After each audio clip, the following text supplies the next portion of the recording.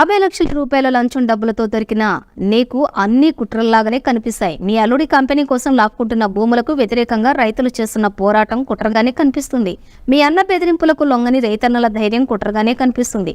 ఇద్దరు వ్యక్తులు ఫోన్లో మాట్లాడుకున్న కుట్రలుగానే అనిపిస్తుంది. ప్రజలు సోషల్ మీడియాలో తమ బాధలు పోస్ట్ చేస్తే కుట్రగానే కనిపిస్తుంది. పేద గిరిజన బ్రతుకులు రైతులకు అండగా నిలబడితే అది కూడా కుట్రగానే అనిపిస్తుంది. 9 నెలల పాటు మీ అపాయింట్మెంట్ కోసం వేచి చూసి నీ బెదిరింపులన్నీ తట్టుకుని చివరికి ఎదిరిస్తే అది నీకు కుట్రలాగా అనిపిస్తోంది. పేద రైతన్నల కుటుంబాల మీద అర్ధరాత్రి దాడులు చేసి అక్రమంగా అరెస్టులు చేసి వారిని చిత్రహింసలకు గురి చేసినప్పుడు నేను ప్రశ్నిస్తే కుట్రలాగానే అనిపిస్తుంది. ప్రతి నిత్యం భయంతో బతికే నీకు ఇవన్నీ కుట్రలాగానే కనిపిస్తాయి. ప్రతి క్షణం నువ్వు భయాన్ని శాసిస్తూ ఆ భయంలోనే బతుకుతున్నావు. గొంతు లేని వారికి గొంతు కాయనందుకు, పేద రైతన్నలకు పక్షాన నిలబడినందుకు అరెస్ట్ చేస్తానంటే చేసుకో. తెలంగాణ రైతన్నల పక్షాన నిలబడి తలెత్తుకుని గర్వంగా జైల్లోకి నడుచుకుంటూ వెళ్తా.